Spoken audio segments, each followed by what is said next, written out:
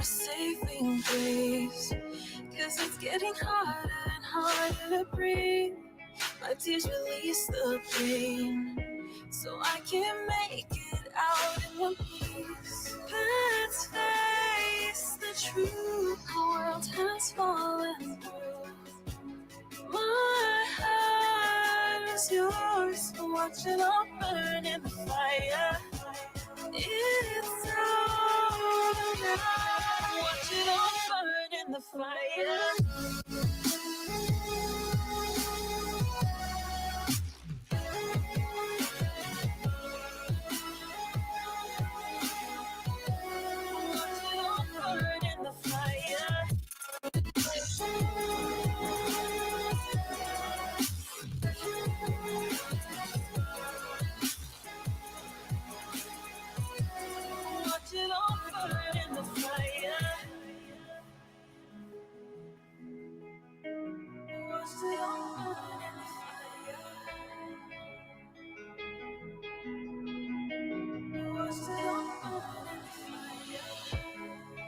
God, it hurts the most watching you walking away.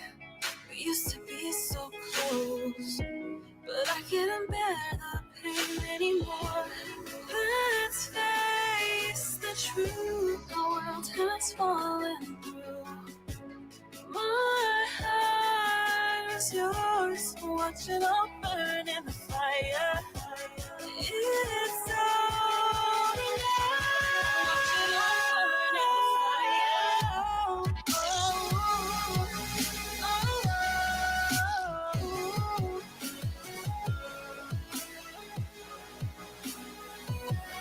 watch it all burn in the fire.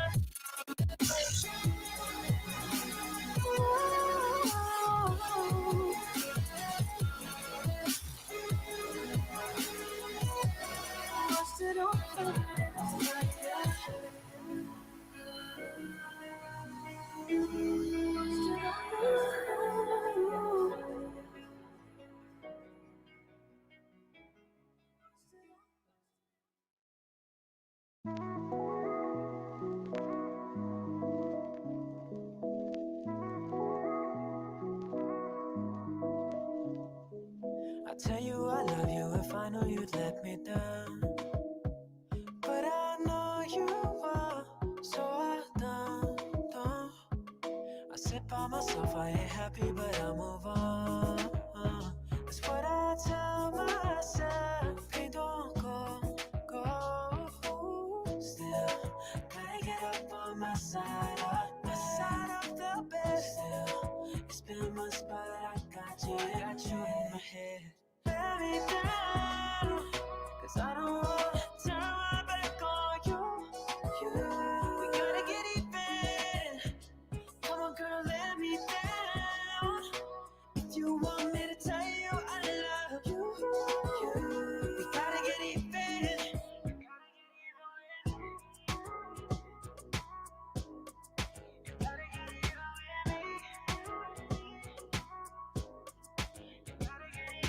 I feel like I ain't a man 'cause you want to fight.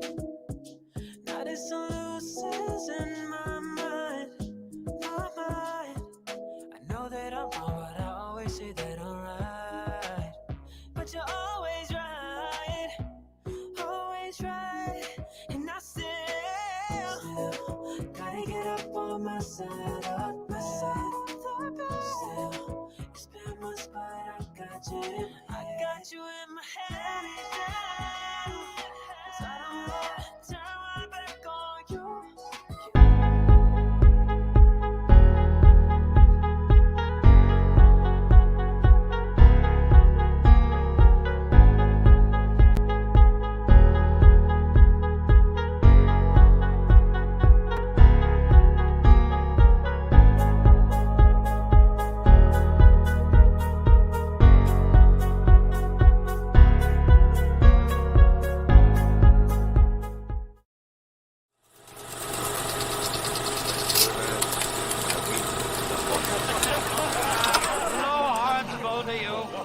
She probably was some smoke-collared camp girl.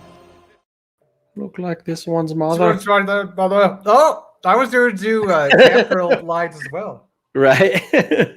I can't watch that intro without continuing the fucking line from that movie. Oh boy. Well, welcome back to Real Blowhards, episode 3, Phil. We've done this for now 3 times. Yep. I can't fathom it. At this point, I really wish we didn't start this whole process in January. Right. Because I feel like our other segment of Rewind is really halted on the fact that January is the worst month for movies. But you know what? Here we are. We're doing our best. We're just trying to do our darndest. Phil, how was your last 2 weeks of movie going? How'd you feel? How's your movie going feelers right now? Well, I got to tell you, like, I think the funniest part about this whole thing is that, you know, we like all of our rewind segments, like those movies are rough, but the new movies that have been coming out, some of them have been all right. I mean, we did Tenet on the first episode. I thought that was a good movie. It was. I enjoyed that. And then, of course, Wonder Woman 1984 last episode, that kind of wasn't a good movie, but which is interesting because that's a movie that was supposed to come out in theaters and now is part of the HBO Max package. Right. Yeah. So that was a pretty interesting thing. But this week, we've got some Arnold Schwarzenegger stuff going on, and look at that on the screen there. For some of our audience members here, we have a little bit of a little fun game that we're going to try. So we've got a couple of some different surveys that we're going to have people take. We got some links here. There's a couple links here on the screen, and then I think there'll be some links in the on the comment sections of YouTube and wherever else. But we've got a list for the top 5 Arnold Schwarzenegger movies. And everyone's welcome to click that link and vote for your top 5 favorite Arnold Schwarzenegger movies. Just for fun, we went ahead and put the worst Arnold Schwarzenegger movies too, so you could pick your worst Arnold Schwarzenegger movie. Now, this is an extensive list here, Phil. Now, if Arnold Schwarzenegger made a lot of movies. If Jingle All the Way isn't on this list, okay, I do see it. It's there. I'm not going to let you know what category it's in, but it's definitely on the list somewhere. Right. I went through and I checked because there's a lot of movies that he's in, but they're not starring roles. So I went ahead and just made like the movies that were actually starring roles for him. He had cameos in a bunch of other movies, and even the Expendable movies, like he only kind of shows up for just like a short amount of time, and he's not really in those movies. So I didn't include those either. T2 is better than Terminator. Okay, that's a hard take. That's a hard draw in the sand right there. I will say, I just learned a fun fact from Phil about him shooting a gun. He was never able to shoot a gun on screen. Or what's the quote here, Phil? So we did some we looked up a little bit of trivia on our first movie, which is called Collateral Damage. We'll watch the trailer here in a second, but oddly enough, Arnold Schwarzenegger in this movie is never shown firing a gun on screen, which is strange. I mean, I don't think he's made a movie, even in Kindergarten Cop, he fires guns. Actually, the opening of that movie, he does. He does. Awesome. And let me just make sure: are we doing Kindergarten Cop? I thought we were doing Kindergarten Cop. We're doing Kindergarten Cop. We should have done Kindergarten Cop. It would have been a better. I'm the party pooper. That movie is. I have a funny story about that film. This is going off. We're just gonna be a bit of a longer stream. We do a little jazz, folks. We're gonna do a little movie jazz right now. I watched that film accidentally in 4th grade. The first 30 minutes of that film in 4th grade. The teacher was like, it was like an end of the year. She put in a film. She was like, "Oh, Kindergarten Cop sounds like a good film." Right. And she just never like looked at rating or something. And she played it. And so we're all just our whole 4th grade class is just watching this film, being like, all right. Watching Arnold just shoot people. And then like the murder starts to happen. And then like you can see her like book from the back of the classroom, start booking it to the front, and be like, all right, and that's the end of that. We're gonna do something else for the rest of the class. This is the rest of the. So that's awesome. Yeah. I wish I would have watched that movie when I was a kid. And it starts off very strong too. I think it even like starts off with like the terrorists like murdering or kidnapping people in that film. The first part of it's pretty intense. Like it's very actiony, and it's not until like they get assigned to try to like find out who that little kid is that then it turns into kind of a more family friendly type movie. But yeah, I think so. I have to confirm. We're going to talk about Mank first, right? Or are we talking about this film first? Now, I think we'll talk about Collateral Damage first. We'll save Mank for later because there might be some people who haven't seen it yet. But. Okay, that's fair. That's fair. Okay.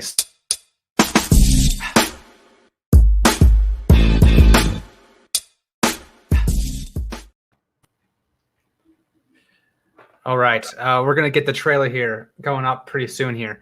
But for those who want to know the storyline of, I was gonna say Make Collateral Damage.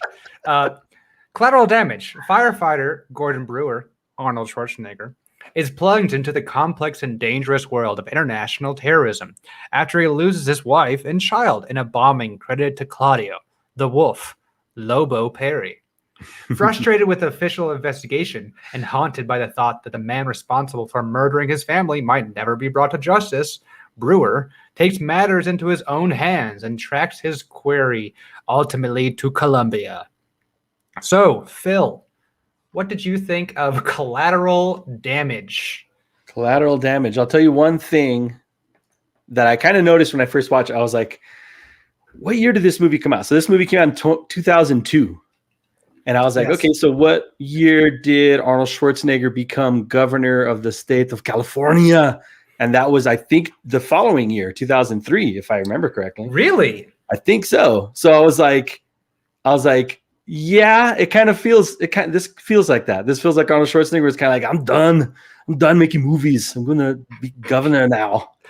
So this movie is just the total like phone it in kind of movie for Arnold Schwarzenegger, unfortunately. It did feel like I should have redone the tagline. Actually, you know what? Can I redo my tagline, the last sentence here?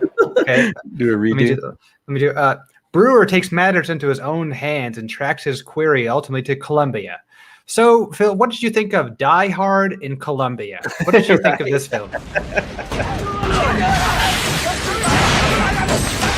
This kind of stuff was pretty much the best part of the whole movie, really. And there was because like it was fire. But the thing about this trailer though is that it makes it seem like it's way more action packed than it was. There's a lot of like just walking around like I'm an investigative. I'm doing more work than the CIA apparently. Yeah.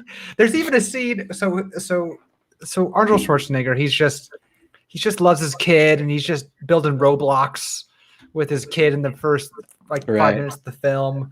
And I knew right away, I was like, oh, someone's going to freaking get kidnapped or die. The kid was way too cute. When like a small boy in an early 2000 film is like just loved too much, you know that something's going to go wrong. Something's not quite right. Yeah, that's funny. Could have easily been Liam Neeson. So that was another thing when I was watching this. I was like, okay, so this is kind of a revenge story, right? The like we said, like you were talking about earlier. So the wife and the son are caught in the middle of a terrorist attack bombing, basically, and like they were, and they said in the film they were like and they said the film. They said they're in collateral damage by the police officer. Right. Well, you see, that's just simply collateral damage.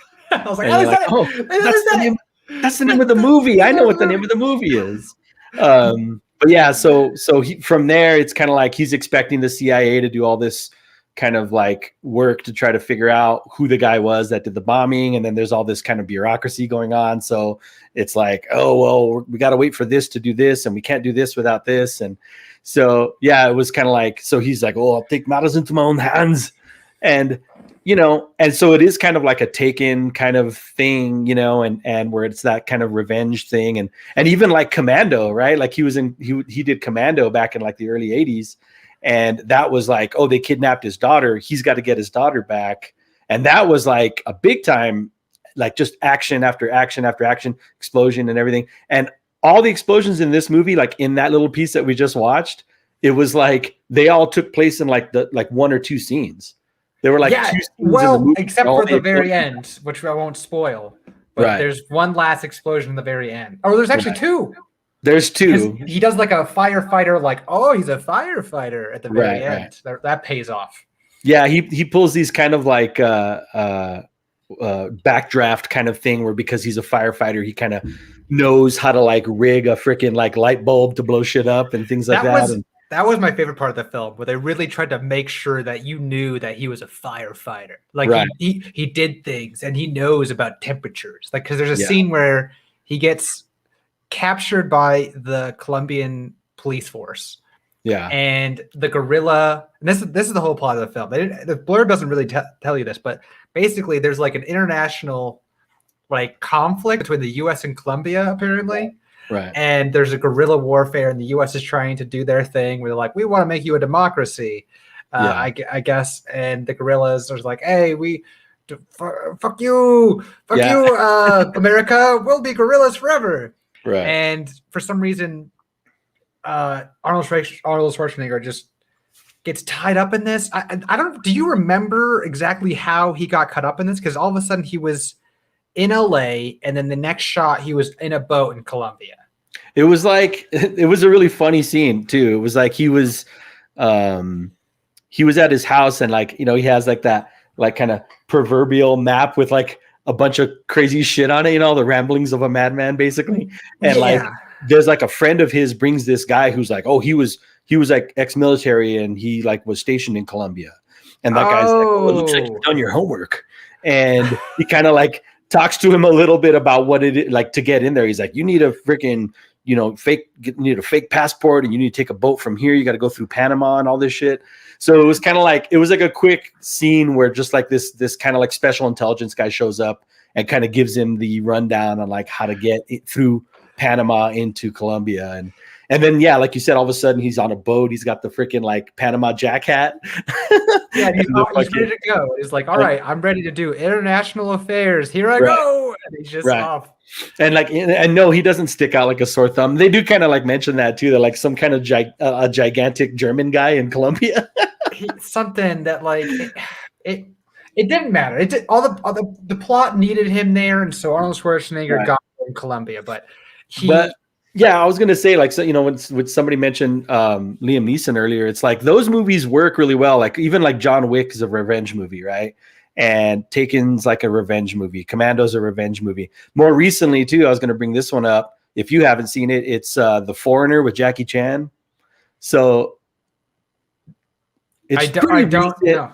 It's pretty recent. I don't think I have. No. It's a few years old. That's one you should check out in your spare time. But yeah.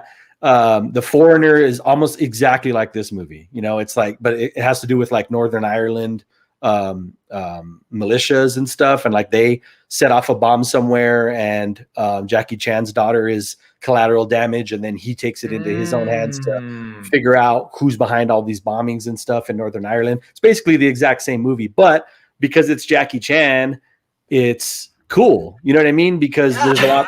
The action scenes are actually like fun, and he's not phoning it in like Arnold was. I think maybe, like I was saying, because Commando was Arnold Schwarzenegger, that one was still a lot of fun. It's a similar type movie, but I think that at this point in Arnold's career, he was already kind of over it, man, and I think he was just ready to kind of move on. I was gonna say though that he did a good cry. He had a good cry when his family was dead, and he was like.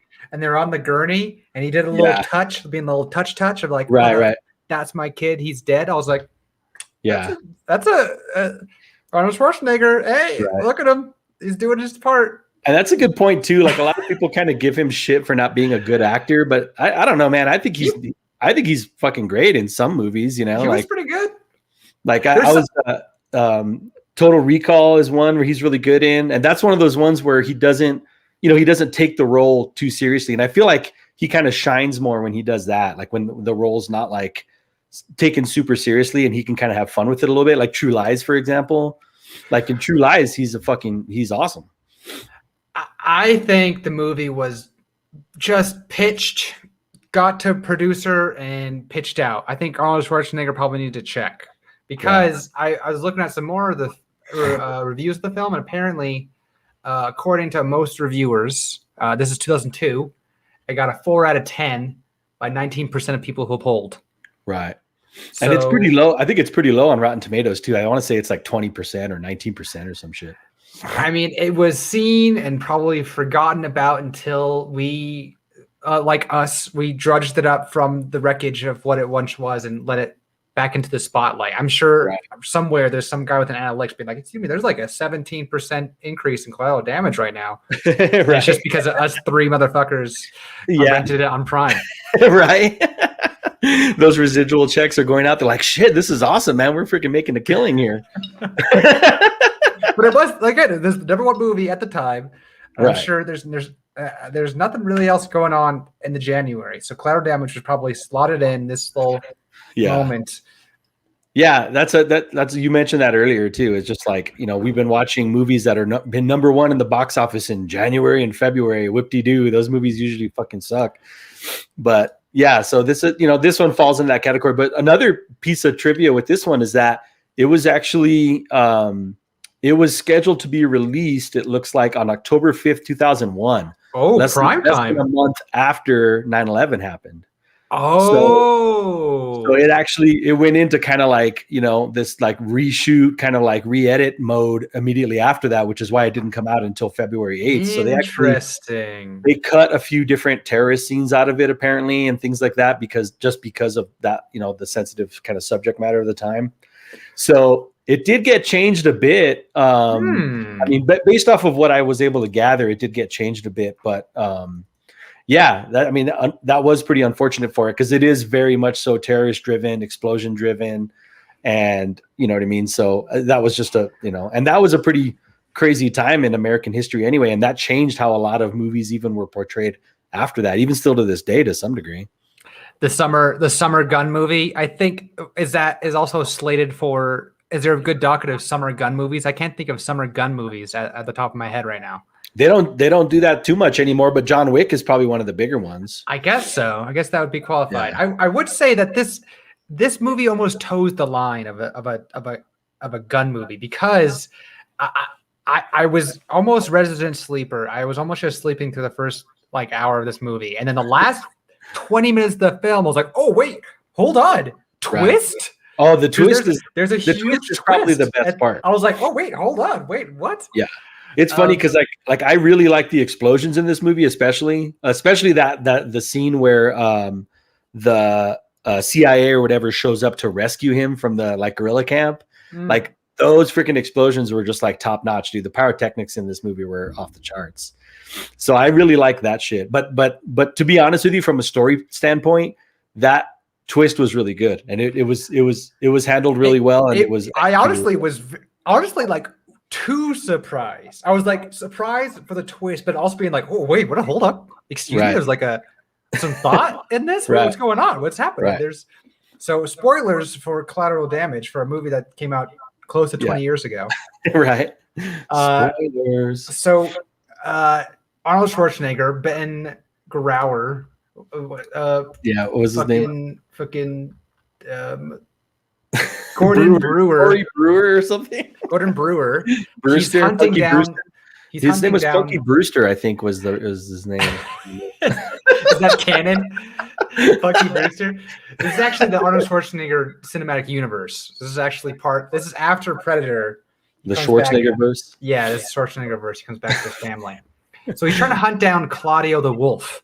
And he sees him before his family dies, and so that's why he's hunting for revenge. So the entire film is him hunting down for this Claudio, the Lobo. Right.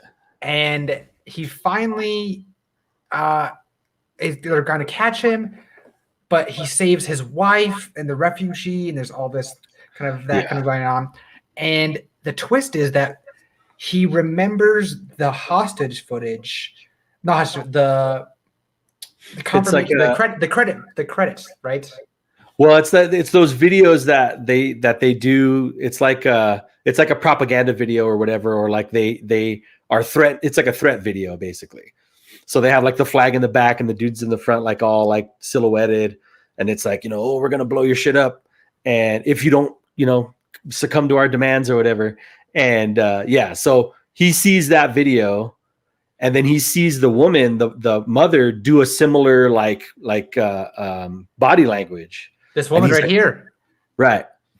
Yeah, it's during the climax of the scene. Like the setup essentially is that the mom and the son they convince Arnold Schwarzenegger to help get them away from the guy because the guy is the is the terrorist, right?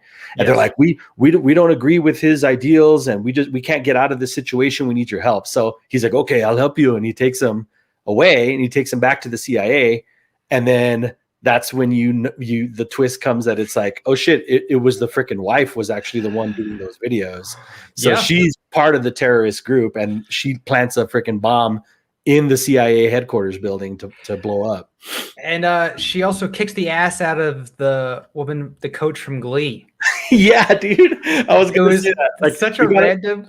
We got to talk a little bit too about the supporting cast. The supporting cast in this movie was huge, dude. There was like a lot of fucking people kind of like before they were famous, but also some people at the height of their fame too, but they just cameoed big time where they were gone in like a couple of minutes. Jane Lynch, dude. She Jane gets her Lynch. fucking neck broke within like 2 minutes of being on screen. And that's the twist where they finally catch like, oh wait, it's the mother, and then they just like crack the neck and she's out, just Breaks her dial neck. the phone, and Right. Yeah, she shows in it just for like a fucking hot second, but also Raymond Cruz, man, fucking what's his from fucking Breaking Bad? His name is Tuco Salamanca, dude. He showed up in it for like, I don't know, like maybe 30 seconds. He's like, oh, I'm just here to see Corey Punky Brewster in the hospital, like after that explosion, and then you don't see him ever again. John Leguizamo, like that was a weird one because John Leguizamo was like pretty big at this time. yeah. And so I didn't like his character too. He was like, I'm an up and coming SoundCloud rapper. Right. I just want to get my start. Right. Yeah, he's like rapper by night, freaking coke freaking dealer by day, right? Cocaine dealer by day. But like, yeah, his character was cool, and he was really funny and shit. And then it's just like, just out of nowhere, just boom, he gets shot and he dies. And they did a lot of that in this movie. It was fucking weird. And then John Turturro shows up in it for just like, again, fucking the Jesus shows up in it.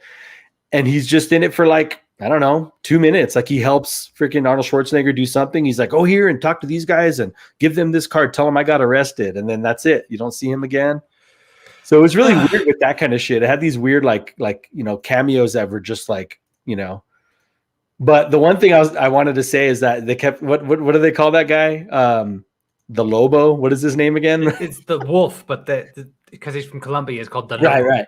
That guy, dude. So that shit cracks me up because like the first time I saw him was in Training Day, which I think was before this movie. I want to say Training Day might have been 2001 maybe.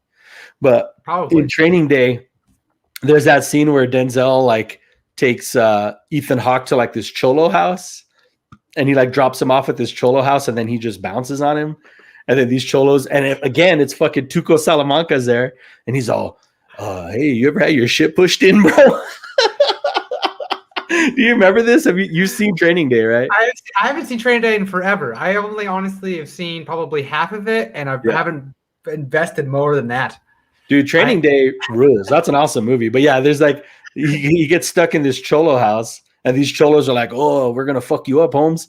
And the fucking main cholo guy is that guy, the Lobo, right? His name's fucking Cliff Curtis. And I used to always fucking laugh at that because in that movie he looked a little bit more like a fucking gangster a little bit to me. And I was kind of like, who's this guy? I've never seen this guy before. He's really good. But in this movie, when he doesn't have the mustache and shit, he looks very non-Hispanic. And so, yeah, as it turns out, it's like that guy, Cliff Curtis, he's from New Zealand. He's like a native New Zealand guy. Oh. But they used to always cast because he has dark skin, right? And because it's like Hollywood, and they're like, you have dark skin, you must be Mexican, right? Right. Like they would cast him like that. So yeah, in Training Day, he was cast as like this kind of gangster cholo dude, East LA. And then in this movie, he's cast as a freaking Colombian dude, but it's like he's like Maori or whatever from fucking New Zealand. You know what? That makes more sense. That makes a lot more sense because he's too pretty.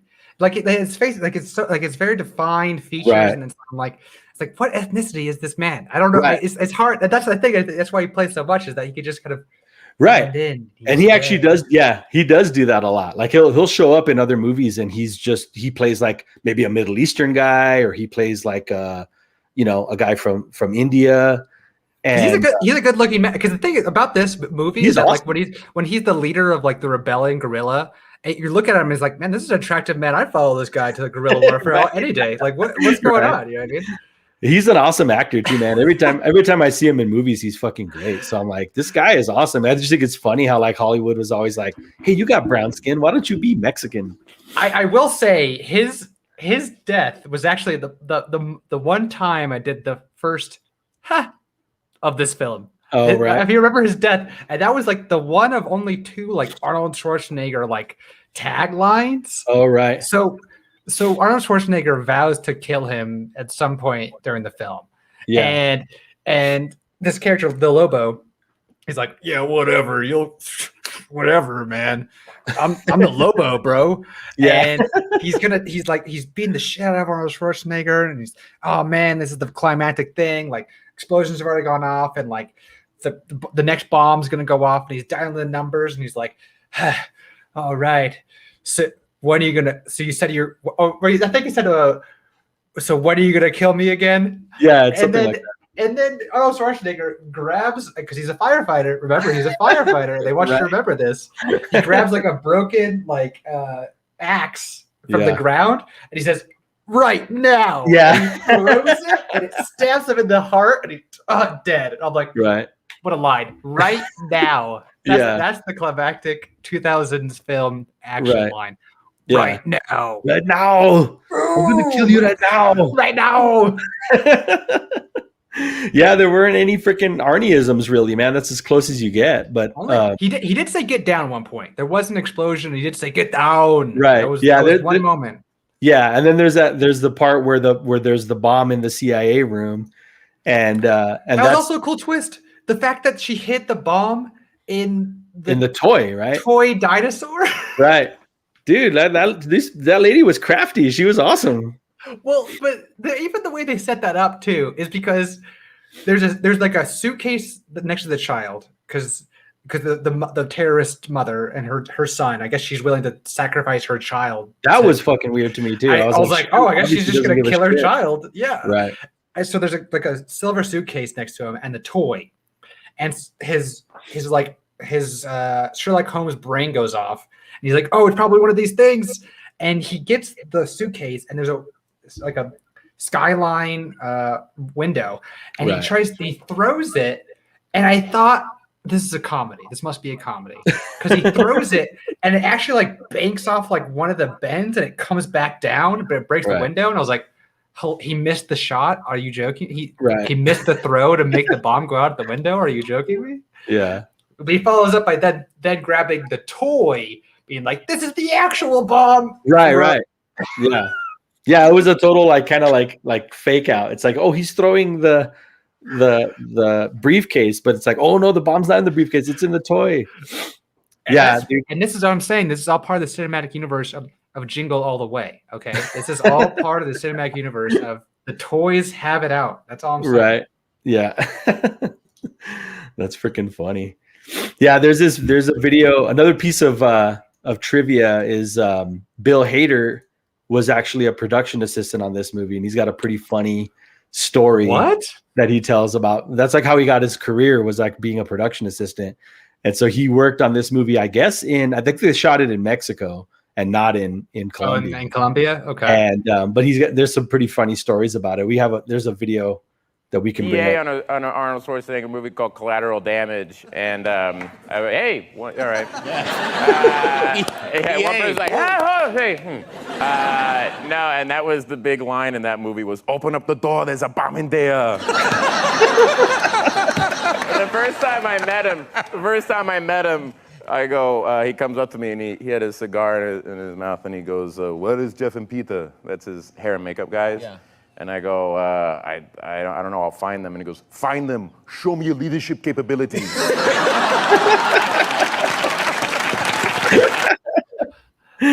Dude, that was also funny. Face tuned. If everyone was very concerned about that was face tuned.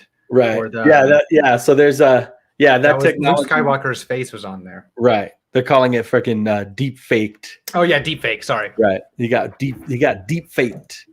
But that's really fucking funny. Because that's part of that scene, right? Open up the door. There's a bomb in there. And that's the climactic scene where he tosses the briefcase, banks it so it doesn't make it out, and then the toys right afterwards. And then that explosion, man.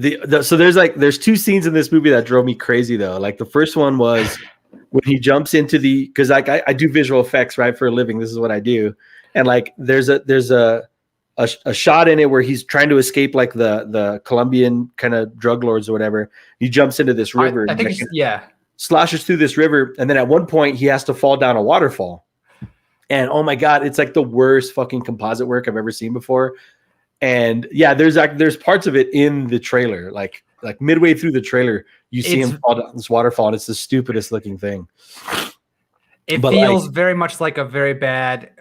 They just didn't have enough budget for the green screen. Right. Yeah. Well, it's hard as it is. See, like so, it's during this. There you go. Another funny piece of trivia about that shit too is that this movie was directed by the guy who directed The Fugitive, and which The Fugitive is a great movie, right? But again, there's a really kind of hokey scene in that movie too, where freaking Harrison Ford jumps off into the waterfall, and it's an obvious like puppet freaking like dummy that they tossed off the freaking the waterfall. And like, so I was just like, dude, this is fucking funny. Like this guy's just like obsessed with waterfalls, but like they can't do it. You know what I mean? So they have to just. He really wants it. He wants it so bad. Out of Arnold Schwarzenegger falling down a waterfall, but the composites were so bad. And then there was the one at the end, the climactic explosion when he like breaks the freaking like the natural gas tubes in that hallway and he blows up the bad guys. Like that one too. Like he jumps. And like it's rotoed so bad, like the roto is just all like fucking solid. I'm like, there's no like texture to the roto at all, so it looks so fake.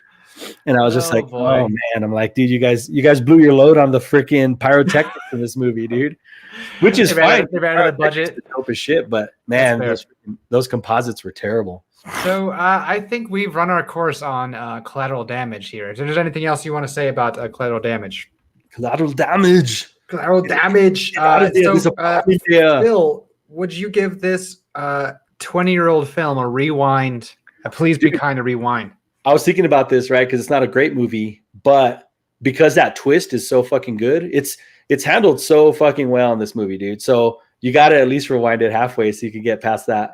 Yeah, a good like halfer, for me. I think if you watch the last hour, it's like, oh, that movie was kind of cool. Totally. Yeah, and that twist is totally worth it. So it's awesome. Yeah, I think that's. Do we have any? Do we want to talk about? Do we have any of the forms filled out? Do we have any people who wanted to tell us their best Arnold Schwarzenegger films? I've got Sixth Day. I've only got 2 responses. It looks like on the. Hold on, I'm gonna do mine really really fast. Hold on. Here, I'll do mine too. Why not? We can put in some like a little music in the background as we do this. Everybody vote for your favorite. He was in Batman and Robin. He was Freeze. He was Mr. Freeze. That's one of my favorite characters in all of Batman. Jeez Louise. Everybody chill. All right, I'm gonna make my votes right now. Oh man. Wait, 1, 2, 3. I need 2 more. Oh man. Got to pick 5. There's like 30 of them. I can't even like what this. Open up the. Most of these are like my best films and the worst films. So like, how do I choose? It's the same list. We also have the worst Arnold movies, which I got a couple of responses there too. This is the same list for me. I feel like this is the same. Oh, nice. Both of these. I'm gonna do. There we go. Those are my favorites. You got it in? I got mine in. But I will say that my favorites is also the worst. They're also the worst. They're also the worst. They're the best of the worst. That's a little shout out. Yeah, I'm gonna go through and put my worst in right now. What else we got here? Sixth Day though. Of all the Arnold Schwarzenegger films, that's the movie that for some reason I watched a lot growing up. I think it was because like we had a VHS of it. The Sixth Day? Yeah, The Sixth Day. And it was just in the house. And I think, like back then you just were like, what movies were around? That's And the so you clone just- one, right? He's like, it's a clone. Yeah, Oh, it's. please. If you're the clone, then who am I? If I'm the clone, then who are you? I think that's like one of those things of like when you're a small child, you have to like watch it so many times because you feel like traumatized by it. Yeah. So you have to like feel this movie out and understand it because psychologically, I think that movie hits on a lot of notes. I think, Yeah. but like it never does it quite right. But I think for like a child brain, it's just enough.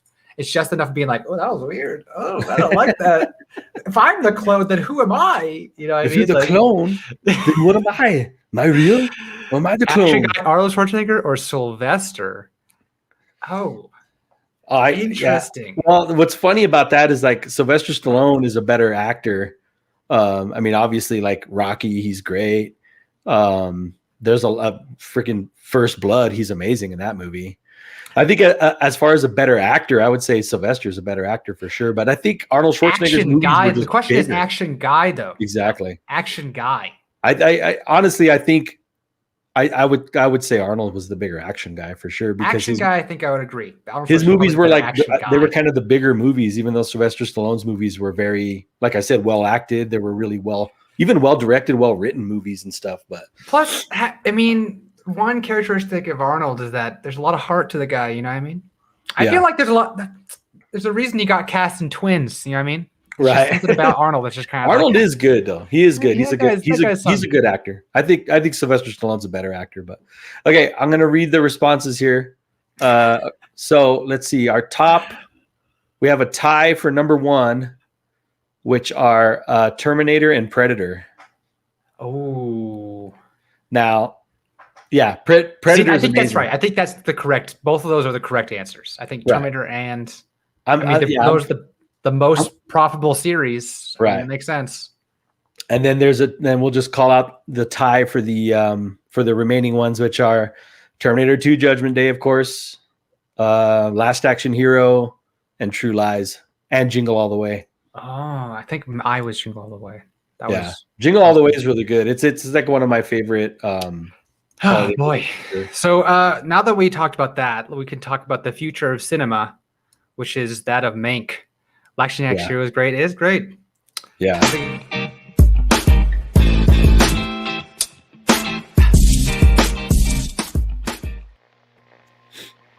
Oh yeah.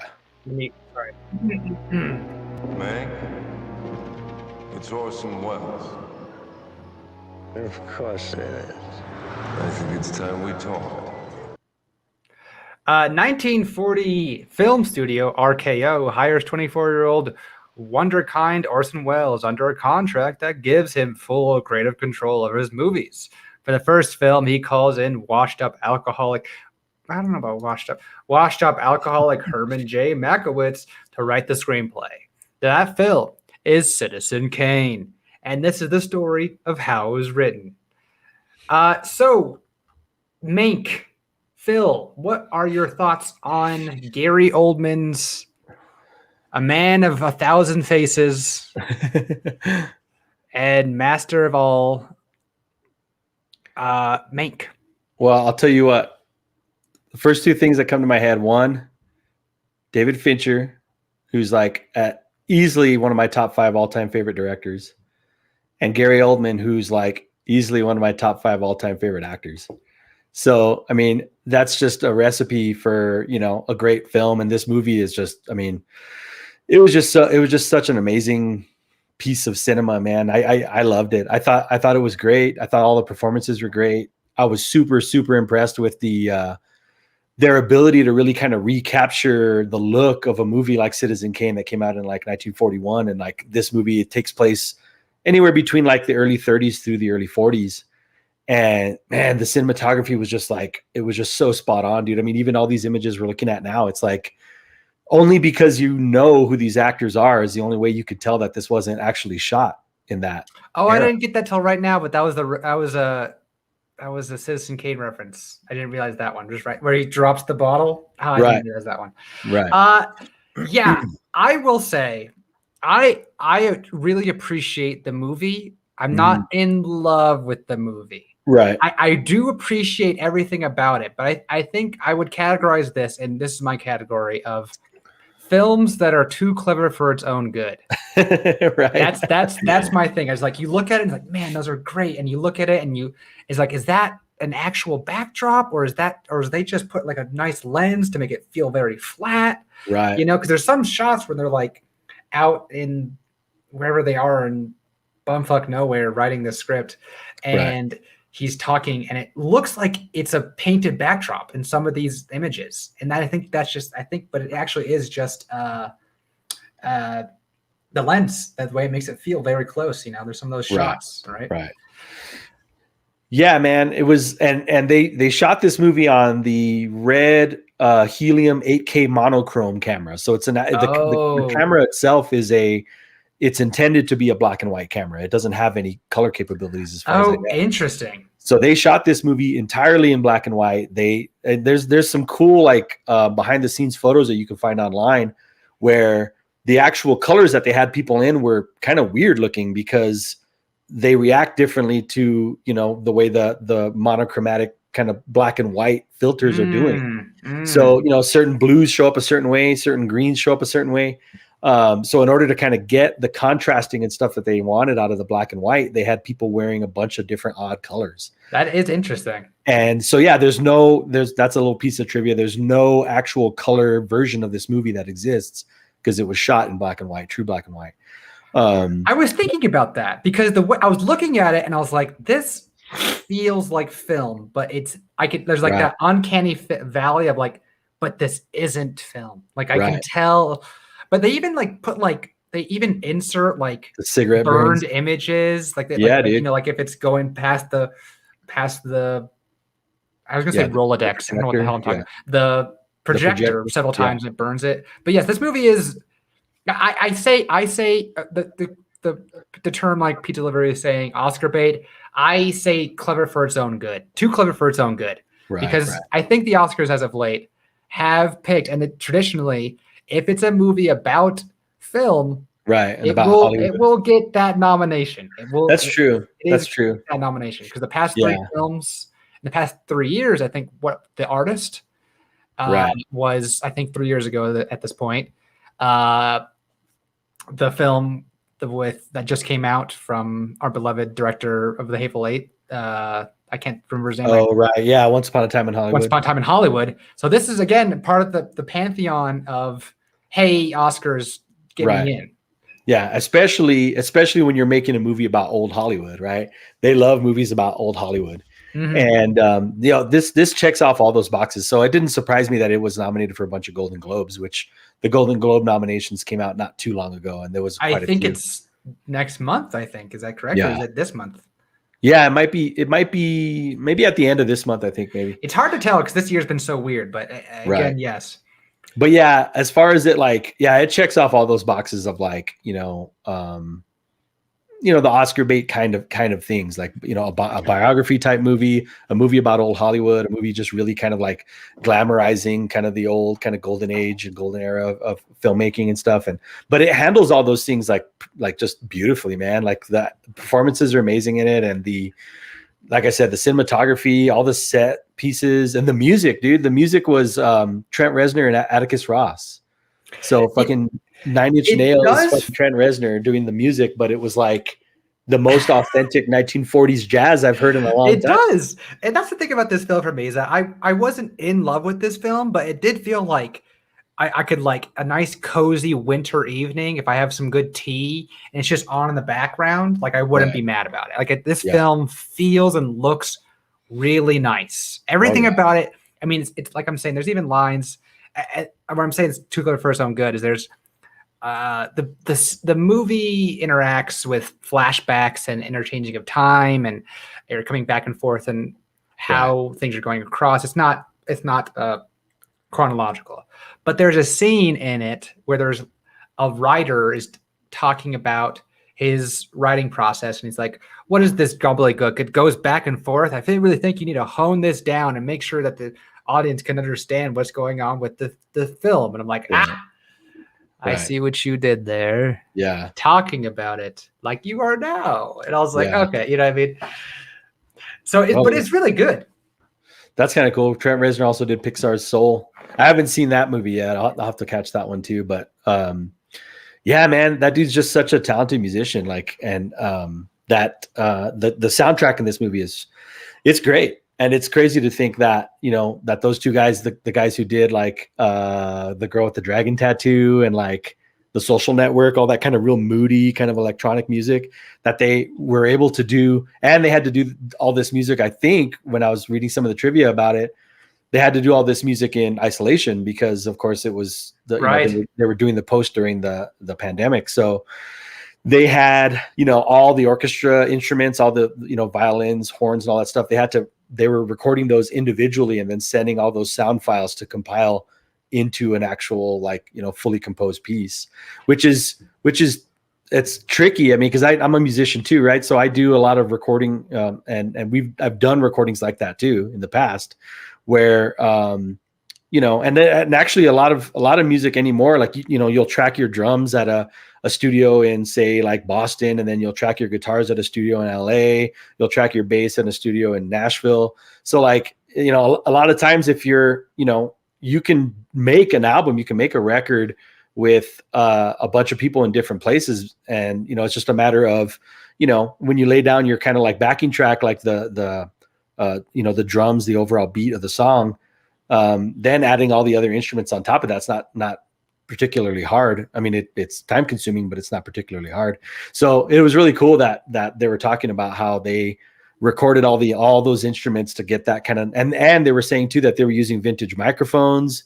I did want to bring that up. There is, and I will say that before I bring that up though, the chat does bring up an interesting point. There is like a weird little like highlight of jazz that happened this past year because Soul was entirely about jazz. Yeah, and this film also had a very highlighted keynote of jazz as well. And I'm not sure what is coming of that. And it's also very odd too that we're in the 20s again. So that's also a very odd little right. The jazz is now coming back 100 years after its heyday. You know what I mean? Right. I wouldn't say heyday. I won't put it that far, but interesting. So this is a colorized. See, that's the thing too about is that if you talk about the fact that they didn't actually wear colors according to what they actually might wear, they wore specifically what would be brought out. Right. It was like, you know, it was all dependent on what the black and white image was going to reflect. So if it was like, okay, we want somebody to be, you know, to show up darker than the person next to them, then it's like, okay, well, let's put them in blue. Let's see what that looks like. Oh, that's not quite as dark as we thought. Okay, let's put them in red, you know? Yeah. And so to the audio of this film, you can definitely hear that it was, I couldn't tell if it must have been that they put some sort of filter or something on the audio that made it feel like it was from like a 1930 radio box. Right. Or they like downgrade, they like, I don't know what they colorized the audio in such a way that it made it feel like that. It was a combination of those things. So I was reading about that too. They first off, they mastered this movie in mono. So anybody who's a freaking audiophile out there watching, dude, it's like, what? Are you freaking crazy? But they mastered it in mono because, again, movies at that time were mastered in mono. They weren't mastered in stereo. So they mastered the entirety of the movie's tracks in mono. Although I did hear that they might have had it does play back to some degree on surround sound systems where all they did was they took the mono track and like slightly echoed it on the back speakers to make it feel like you're sitting in a movie theater. That's hilarious. And the attention to detail on getting this thing to look and feel like it did. Cause I was going to mention this too. I watched that movie called The Lighthouse. I don't know if you've seen that with our boy Robert Pattinson, dude. And Willem Dafoe, who's amazing.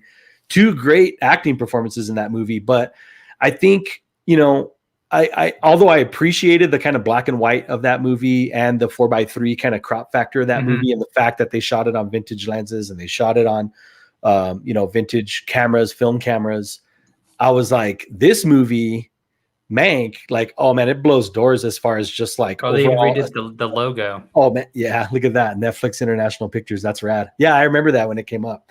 But yeah, the way they were able to kind of make this feel like it was a movie that came out of the 1940s, like how legitimate it looks and sounds, it was friggin' impressive, dude. This is just, It But was a film for film lovers. I will say that. I think it really rode that horse to the end there. Because I think if you're like a casual moviegoer, I think this film is very so-so. I mean, it's 2 hours of people talking about film and the love of film. And while they do flashbacks, they even do like a little nod of like a film title line. Like they even say like the interior or like night or something like that. 1934 flashback. And I was like, okay, that's cute.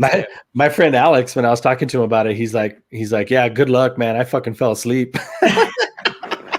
And I could see why. You know what I mean? Like I like the movie a lot, but it's not, I mean, it's a pretty dry movie. It's a pretty slow movie. You know what I mean? But it's all about the performances and it's all about the aesthetic that was kind of created around, you know, getting that vibe, you know. How well we need to know Citizen Kane. It's interesting to bring that up because I think it's so interesting that they almost gloss over the fact that the movie is even made, because it feels like for me, if I was, you know, I don't really know anything, but if I was making this, I'd be like, he has this kind of tumultuous past and then Citizen Kane kind of brings him out of it. But in this film, it kind of happens. Like it just, like he writes the script and then the plot keeps going. Yeah. It almost feels like that, doesn't it? Yeah. I mean, it was like, what movie y'all talking about? I don't even know, man. I don't even know what we're talking about. It's all good. The way they kind of portray it is that, like, you know, yeah, he was like a washed up, right?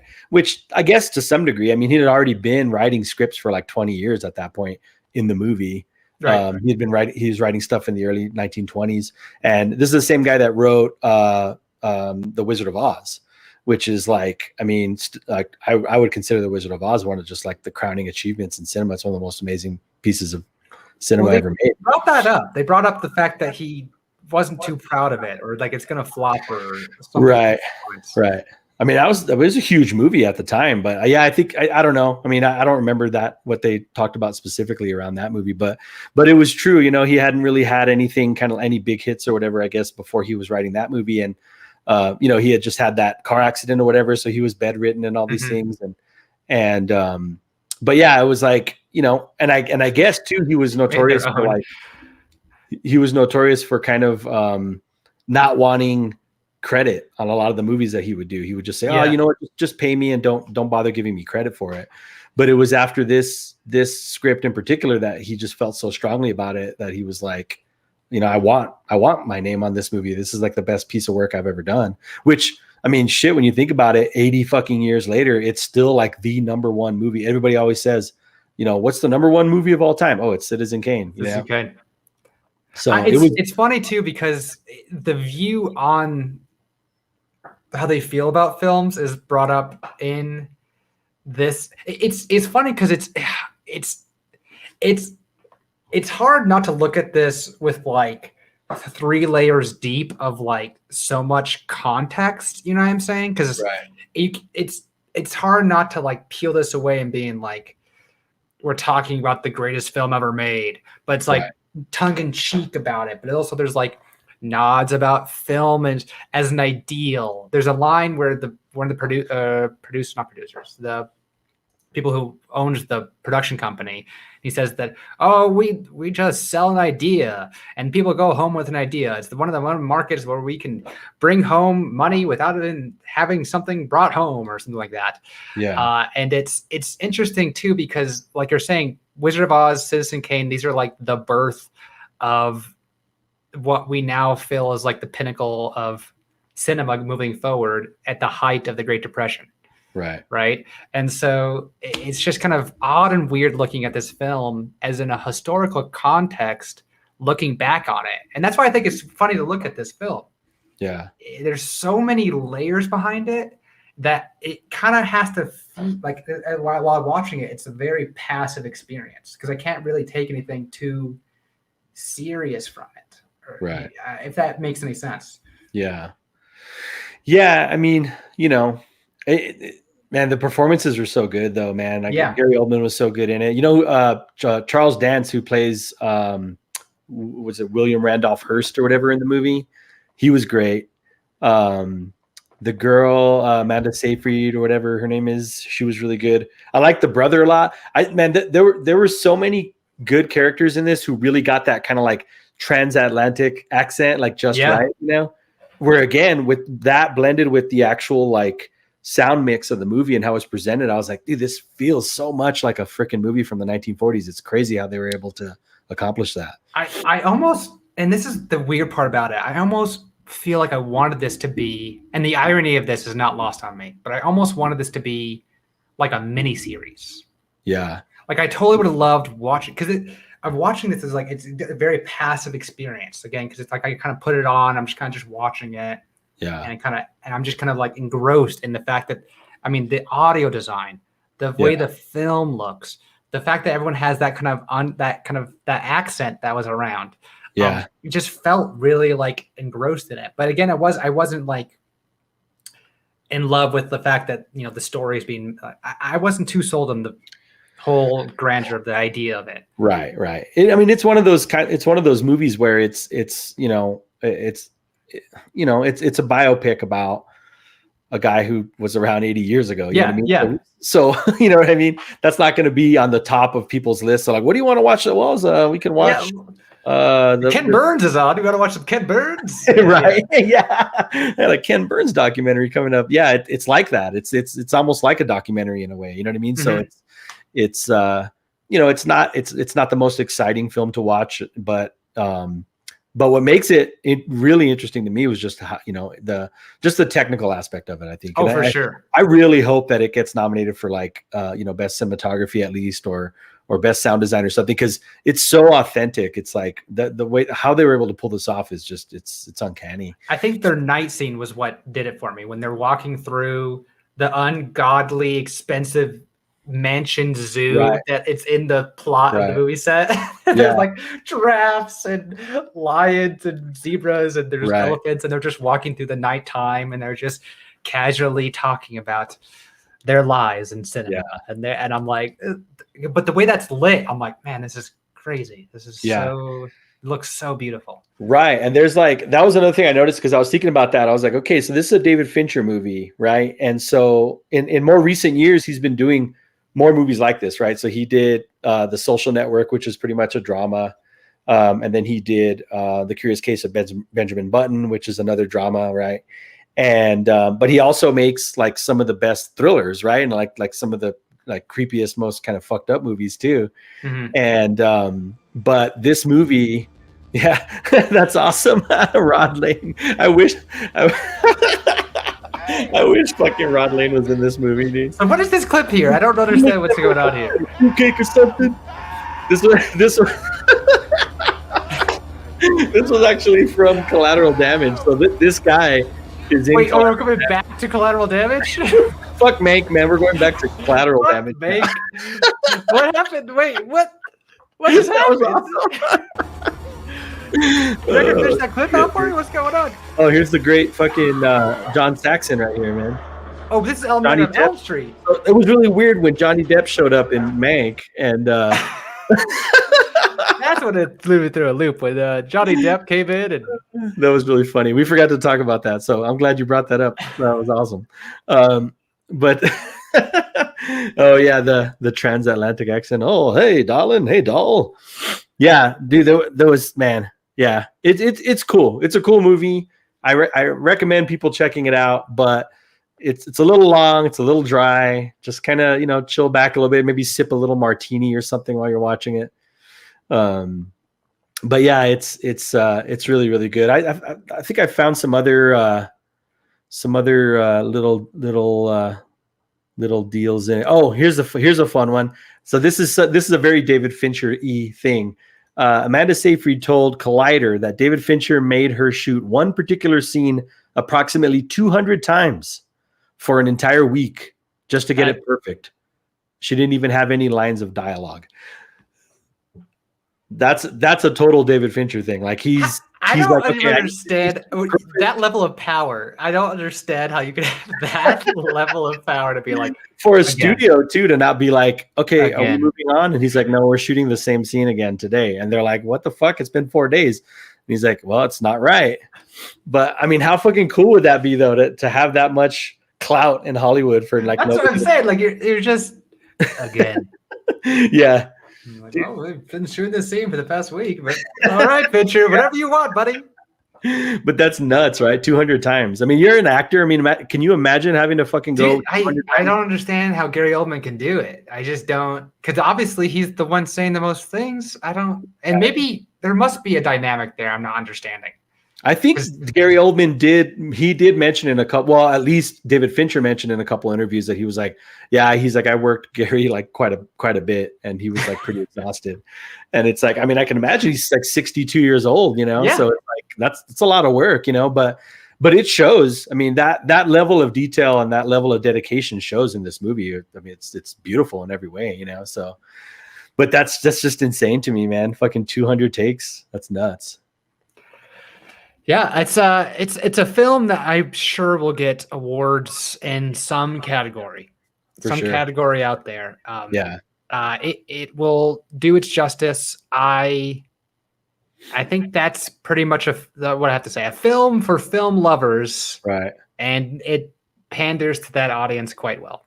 Yeah. I was trying to think of what grade I would give it, and I think for me, I would give it a B+. And the mostly why, what does this say? Yeah, what after the 40th time, you're like, what the fuck more? I did it. I put my pinky out. There's no more pinky. I can give, Fincher. Right. And especially her saying that she didn't even have any lines of dialogue in the scene. Yeah, what are you doing? Right. But I get it. I mean, maybe there's a bunch of moving parts, you know, because there's that scene where she's like up on like the little like, you know, burning of the witch freaking stick or whatever the hell it is, and there's like all those guys on the horses fucking riding in, and they're firing guns, and there's like a moving shot. So it's like, because when there's that many moving parts, I could see as a director, you'd want to make sure that everything hits at the right moment, and maybe they're not hitting at the right moment. So I could see that, but still, I couldn't imagine myself going any more than probably 30 takes. That'd probably be my cutoff. I'd be like, if we haven't got it in 30 takes, then it's like, fuck it, this movie's going to suck balls then. So for me, I think I would give it a watch. But here's the thing. If it's not your cup of tea, and Netflix, and I did this. This is the first film I ever did putting the film on faster motion. Oh, that's awesome. I watched the film after like an hour and a half in. I was like, I got it. I got what's happening. Right. So I was like, I put it at 1.5 because I feel like it was more like I was like looking at it more than actually like hearing it. That's hilarious. Put it at 1.5. So for those who want to feel the movie but don't want the full 2 hours, try out that new feature, which I'd never tried before. So that was a weird new experience to have. You'll know right away, man. Like within the first like 20 minutes of this movie, you'll know what kind of movie you're in for, and you'll know what it's going to be the rest of the movie. And it's like, if you, it's not for the faint of heart, man. You gotta really be into it. But yeah, it's dry. It takes some time. It's not an easy watch, but it's good. But really cool movie, man. I'd probably give it like a B+. As far as like on my list of favorite David Fincher movies, it's not that high. It's not high for me either. My favorite David Fincher stuff are all of his like thrillers and all of that. So like, we did have a list, a top 5 vote list for David Fincher as well. Right. I have to do mine too. Oh God. Okay. So if you want to share those links again there, we can share them real quick. I should have done that with The Irishman. That was a long movie for sure. I did not. I never did it. I never was able to do it. Maybe that's another feature I need to put on the Netflix at the 1.5 speed. Yeah. All right, here we go. Top 5 David Fincher movies survey. Click the link there. We got a Google Form survey. Boom! I gave mine out. And I think I'll do mine, and I'll read mine off here. I didn't do that with the other one, but it was pretty close to what was voted. So okay.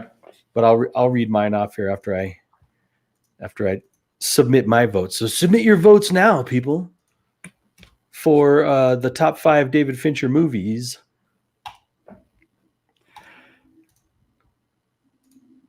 Oh, we're gonna see it all in action. We're gonna see the whole. There's nothing hiding. No hiding from this one. We're gonna go. Obviously, Now, the Zodiac is interesting because that's about one of our state legislators, or not states, Senate, but no one knows that. Don't quote me on that. Yeah. So these are all his movies here. This first film, Alien 3. Oh, we're actually watching. Who's doing I this? think this is our production right now, filling it out in real time. They're picking their favorites right now. Don't let this sway you. Anybody who's watching this, they'll be like, "Oh, you know the what? door, Dude, they're gonna skip 7. Don't skip 7."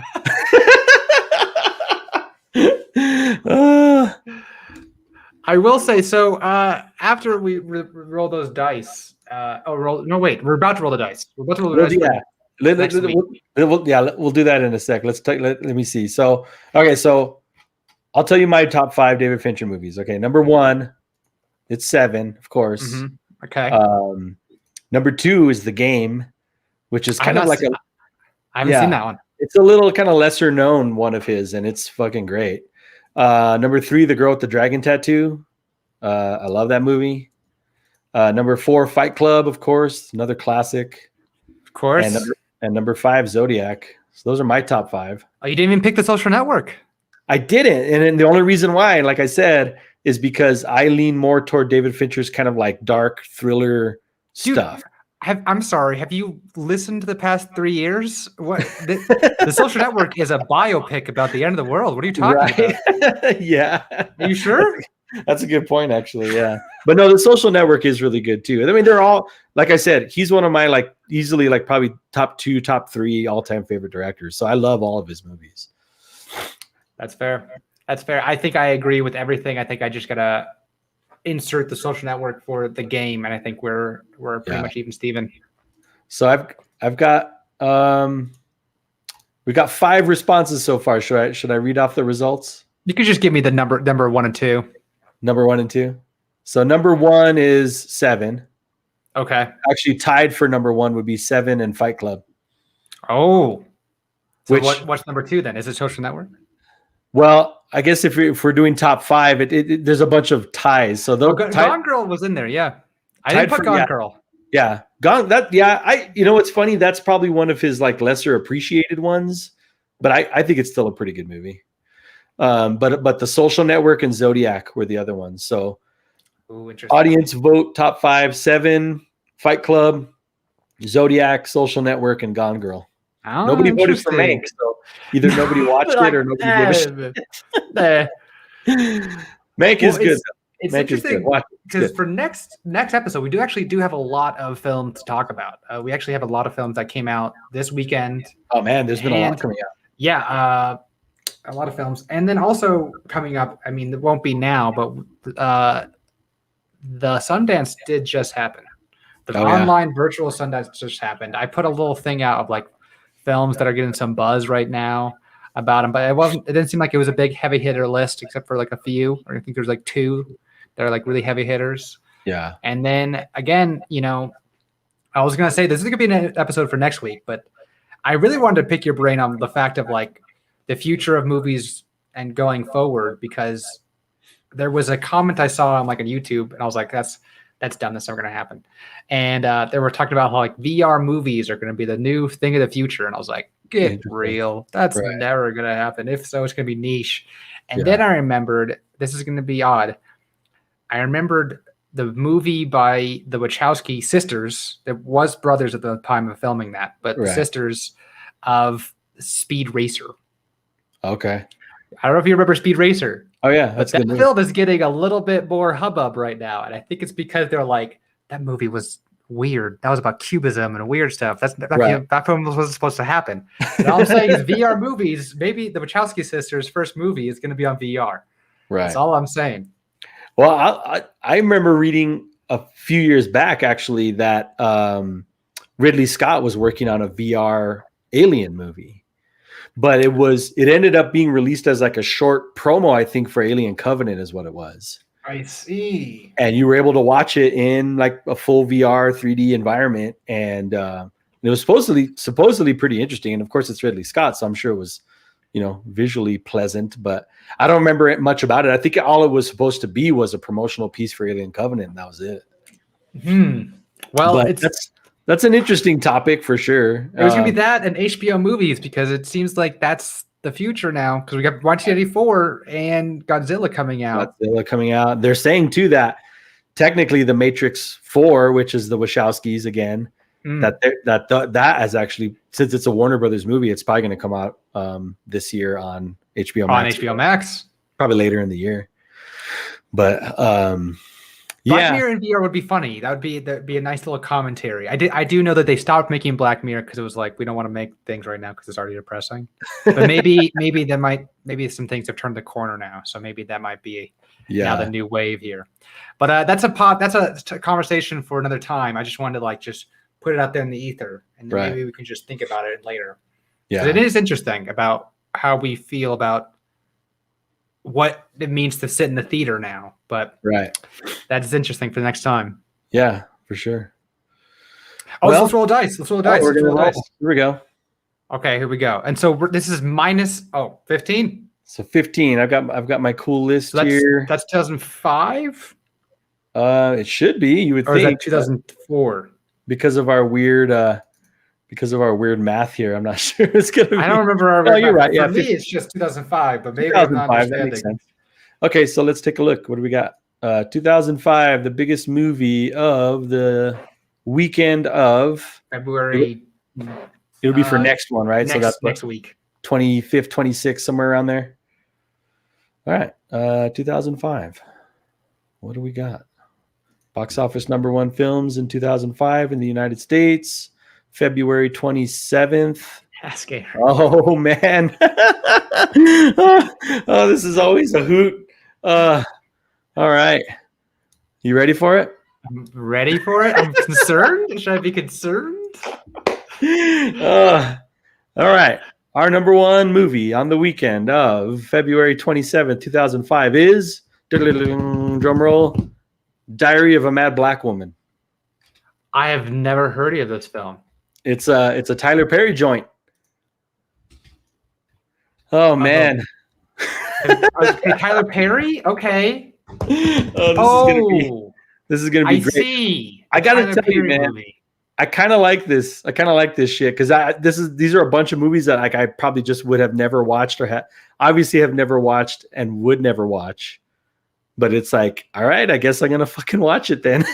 You know what's sad about this is I've never seen a Tyler Perry film. Like I've heard about him, I've seen him, I've listened to what he had to say about things. I've just never seen one of his films. He's a super interesting guy, and he's a really smart dude. Yeah, right. Like I've listened to things he says. I'm like, that seems pretty cool. Yeah, he's super cool. Like he really is. But it's like, man, these movies, like most of the time they just look so corny. And I can't get it. But maybe there's something. Obviously, there's something. There's something there. Obviously. Yeah.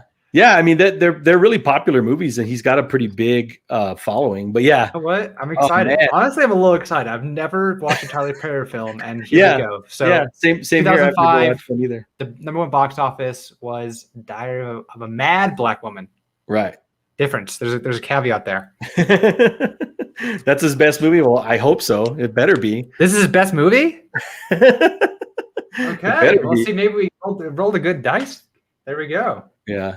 Well, cool. So yeah, next episode then, Diary of a Mad Black Woman, and then our new release. What do you want to do for a new release? Like you said, there's a lot of stuff. Oh man. Oh well. So, there's a new film that came out on Netflix with the actress of Zendaya. Oh, I always say her name wrong. I think it's Zendaya. She came to the oddly enough, she came to the fucking New Mexico State Fair to perform about maybe like 6-7 years ago, and I worked on the commercial for it. What? Yeah. What? Weird.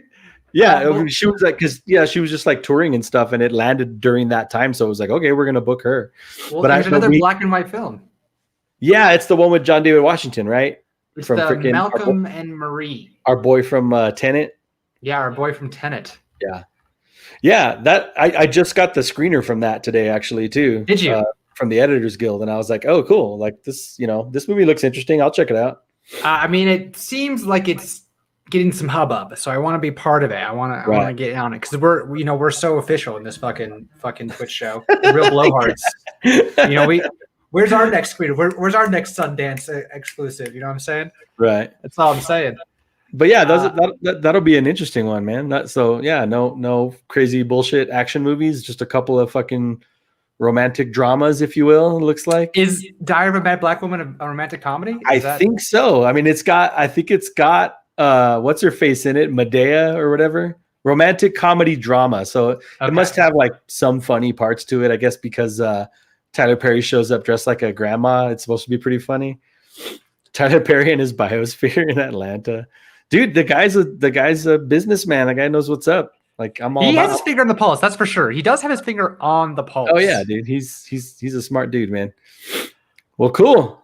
Yeah, those are two good films, and both. I mean, I wasn't trying to do like a BH Black History Month. There you go. BHM. There you go. But maybe I was subconsciously doing some BHM. Yeah. Yeah. So cool. This sounds really cool for next week. I really enjoyed talking about these films. Before I forget, what? Wait, no, we already went over. Did we already go over the David Fincher movies? We did. Okay, never mind. What did you forget? What happened? It's past my bedtime. So we really enjoyed it. The longer version of the show here. I hope we really enjoy, getting to talk to more of the chat this time around. Again, as we move forward, we want to always kind of hear your critiques. So if you're in the Discord, if you have any kind of ways of communicating about what you like about the show, we'd love to hear your input. So yeah, this has been our third episode, Phil, of the real fucking blowhards of film. Blowhard with a vengeance. Blowhard with a vengeance. Blowhard 2 Terminator. But this time, we actually shoot a gun on screen. Next time, we'll actually have a real... I don't know what I'm talking about. Let's just stop it there. Okay. Well, so next show is going to be a doozy. Stay tuned for the next Real Blowhards, everyone. I appreciate everyone for watching. 2 weeks from today.